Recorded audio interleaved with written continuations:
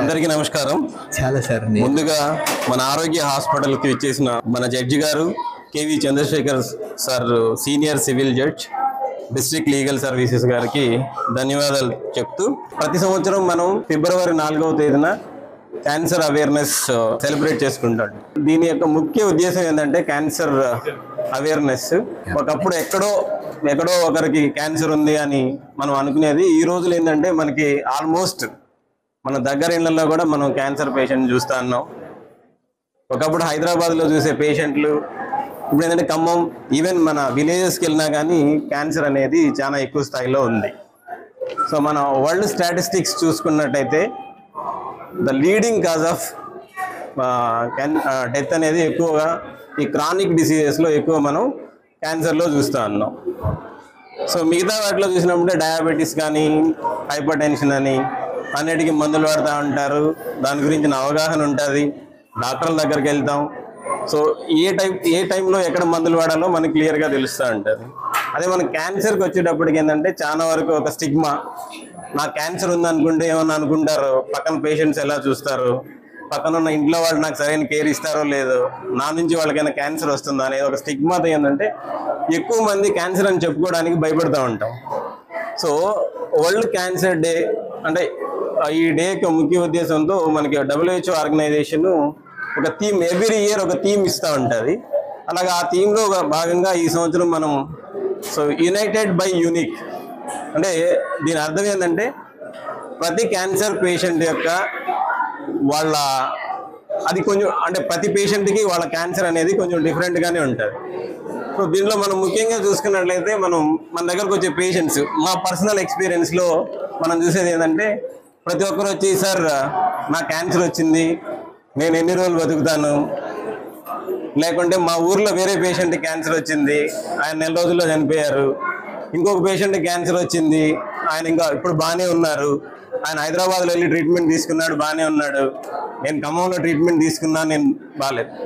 ఇలాంటివి కాకుండా ట్రీట్మెంట్కి వచ్చేటప్పటికి ఏంటంటే ప్రతి ఒక్క క్యాన్సర్ ఒక్కొక్కరికి వచ్చే క్యాన్సర్ లక్షణాలు వేరేగా ఉంటాయి, వాళ్ళ స్టేజ్ వేరేగా ఉంటుంది, వాళ్ళకు ట్రీట్మెంట్ పాయింట్లో కూడా తక్కువగా ఉంటాయి. సో క్యాన్సర్ ట్రీట్మెంట్ అనేది పక్కన పెడితే క్యాన్సర్ అవేర్నెస్ యొక్క ముఖ్య ఉద్దేశం ఏంటంటే ఎర్లీ స్టేజెస్లో క్యాన్సర్ని ఎలాగైనా గుర్తుపట్టచ్చా, రాకుండా ఏమైనా స్టెప్స్ తీసుకోవడం వల్ల క్యాన్సర్ రాకుండా ఉండగలదా, ఇవి చూసుకోవాలి ముఖ్యంగా. సో దీంట్లో భాగంగా కొంతమంది ఏంటంటే ఎర్లీ స్టేజ్లో మనం క్యాన్సర్ని గుర్తించడం వలన దానివల్ల కలిగే ప్రయోజనాలు ఏమి ఉండొచ్చు, తక్కువ ట్రీట్మెంట్ ఆప్షన్స్. సో కొంతమందికి స్టేజ్ 1లోనే మనం క్యాన్సర్ని డయాగ్నోస్ చేయగలం, ట్రీట్మెంట్ కూడా చాలా అంటే ఓన్లీ ఆపరేషన్ సరిపోవచ్చు వాళ్ళకి. అలా కాకుండా కొంచెం అడ్వాన్స్ స్టేజ్లో డయాగ్నోస్ చేయడం వల్ల ఏమవుతుంది, 2-3 ట్రీట్మెంట్ ఆప్షన్స్ అవసరం అవుతాయి. దీనివల్ల ఏమవుతుంది, సర్జరీతో సరిపోయే ట్రీట్మెంట్ని సర్జరీ, కీమోథెరపీ, రేడియోథెరపీ అని అడ్వాన్స్ స్టేజ్కి మనం తీసుకెళ్తా ఉన్నాం. సో ఇక్కడ మనం తెలుసుకోవాల్సింది ఏంటంటే క్యాన్సర్ని ఎర్లీ స్టేజ్లో గుర్తించడం వలన దాని తక్కువ ట్రీట్మెంట్తో, తక్కువ ఖర్చుతో క్యాన్సర్ని క్యూర్ చేయొచ్చు, నయం చేయొచ్చు. ఇంకా క్యాన్సర్ అవేర్నెస్లో ఇంకా చాలా ఉంటాయి తెలుసుకోవడం. కొన్ని ప్రీ మ్యాలిగ్నెంట్ కండిషన్స్ అంటాం. అంటే ఇప్పుడు మన క్యాన్సర్ స్టేజ్ వచ్చేసింది, దానికి ముందు క్యాన్సర్ ప్రీ మ్యాలిగ్నెంట్ కండిషన్, దాన్ని తెలుసుకోవడం వల్ల ఏమవుతుంది, క్యాన్సర్ కన్వర్ట్ కాకముందే ఇదొక స్టేజ్. సో దాంట్లో మనం క్యాన్సర్ని ఐడెంటిఫై చేయొచ్చు. అలా కాకుండా కొన్ని దానికన్నా ముందు తీసుకున్నామంటే క్యాన్సర్ కన్వర్ట్ కాకముందు కూడా కొంతమంది హై రిస్క్ పాపులేషన్ ఉంటారు. సో ఎవరికి స్క్రీనింగ్ అవసరం, ఎవరు చేయించుకోవాలి, హాస్పిటల్లో వచ్చిన అందరికీ స్క్రీనింగ్ అవసరం అంటే కొంతమంది దాంట్లో హై రిస్క్ ఉంటారు. వీళ్ళనే మనం రెగ్యులర్గా, సార్ మా ఇంట్లో మా మదర్ క్యాన్సర్ ఉంది, నా క్యాన్సర్ వస్తుందా, అన్న క్యాన్సర్ ఉంది, నా క్యాన్సర్ వస్తుందా. సో అవి ఐడెంటిఫై చేయాలి. వాళ్ళేమో హై రిస్క్ పాపులేషన్ అని వాళ్ళని చూస్తాం. అలా కాకుండా కొంతమంది జనరల్ పాపులేషన్, ఇప్పుడు నేనున్నాం, ఒక కమ్యూనిటీ ఉంది, అక్కడ ఎక్కువ క్యాన్సర్లు ఉన్నాయి, మనం వెళ్ళి కొన్ని టెస్టులు చేయించుకోవడం వల్ల ఆ ఏరియాలో కొన్ని రకాల రెగ్యులర్ క్యాన్సర్స్ కూడా వస్తూ ఉంటాయి. సో మనం ఇట్లా ఐడెంటిఫై చేయొచ్చు. సో మనం ఇట్లా ఎలా చూడాలి, ఒక కమ్యూనిటీ బేసిస్లో చూసినప్పుడు జనరల్ పాపులేషన్లో కొన్ని రకాల టెస్టులు చేయడం వల్ల క్యాన్సర్ వచ్చే అవకాశాలు ఎంత ఉండొచ్చు అని చూడొచ్చు. ఫ్యామిలీలో క్యాన్సర్ వచ్చినప్పుడు మనకు వచ్చే పర్సంటేజ్ ఎంతన్నా ఉండొచ్చు, వాళ్ళు హై రిస్క్ పాపులేషన్స్. కొంతమంది క్యాన్సర్లు ప్రీ క్యాన్సరస్ కండిషన్స్ కొన్ని ఐడెంటిఫై చేయొచ్చు. లాస్ట్ క్యాన్సర్ ఒకళ్ళు ఉన్నా కానీ ఎర్లీ స్టేజ్లో ఐడెంటిఫై చేయొచ్చు. So cancer awareness, cancer screening వల్ల ఇన్ని ప్రయోజనాలు ఉంటాయి. సరే ఇన్ని చెప్తున్నారు కదా సార్, మరి క్యాన్సర్ అవేర్నెస్ ఇన్ని అంటున్నారు, స్క్రీనింగ్ ఏమేమి టెస్టులు చేయించుకోవాలని మీరు అడగచ్చు. టెస్టులు ఏవే టెస్టులు చేయించుకోవాలంటే కొన్ని రకాల టెస్టులు చేయడం వల్ల, అన్నీ కాదు, కొన్ని రకాల టెస్టులు చేయడం వల్ల. సో ఇంట్లో ఉన్నారు ఎవరైనా బాగా స్మోకింగ్ చేస్తున్నారు, ఇది ఓన్లీ ఫీమేల్సే కాదమ్మా. క్యాన్సర్ అంటే ఏదో ఒకటి ప్యాప్స్మియర్ టెస్ట్ చేస్తాం, ఒక మ్యామోగ్రామ్ టెస్ట్ చేస్తాం, అక్కడ వరకు అయిపోలేదు క్యాన్సర్ స్క్రీనింగ్ అంటే. క్యాన్సర్ స్క్రీనింగ్ అనేది అందరికీ, జనరల్ పాపులేషన్ దగ్గర నుంచి హై రిస్క్ పాపులేషన్స్ వరకు ఎవరికైనా చేయొచ్చు. కాకపోతే వాళ్ళ రిస్క్ ఫ్యాక్టర్స్, ఇంట్లో ఎవరైనా స్మోకర్స్ ఉన్నారు, ఊపిరితిత్తుల క్యాన్సర్ వచ్చే ఛాన్సెస్ ఎక్కువ ఉంటాయి, వాళ్ళకి ఊపిరితిత్తులకు సంబంధించిన స్క్రీనింగ్ చేసుకోవాలి.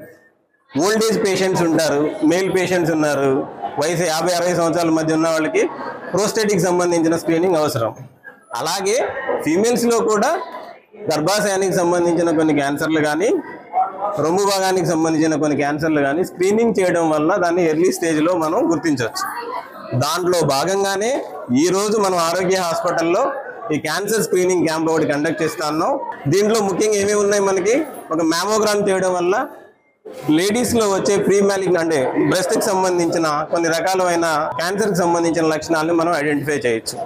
అలాగే గర్భసంచికి సంబంధించి సర్వైకల్ క్యాన్సర్ అంటాం, దాంట్లో ప్యాప్స్మియర్ అనే ఒక టెస్ట్ చేయడం వల్ల ఎర్లీగా మనకి ఏమన్నా చేంజెస్ వస్తున్నాయా, ఇందాక నేను చెప్పినట్టు కొన్ని ప్రీ మ్యాలిగ్నెంట్ కండిషన్స్ అంటాం, అలాంటివి ఏమన్నా ఉన్నాయా అవి ఐడెంటిఫై చేయొచ్చు. సో ఇవి కాకుండా క్యాన్సర్ని ఏమన్నా ప్రివెంట్ చేయొచ్చా? సరే క్యాన్సర్ వస్తుంది, అందరికి రావచ్చు, కొంతమందికి హై రిస్క్ ఉంటారు, కొంతమంది లో రిస్క్ ఉంటారు.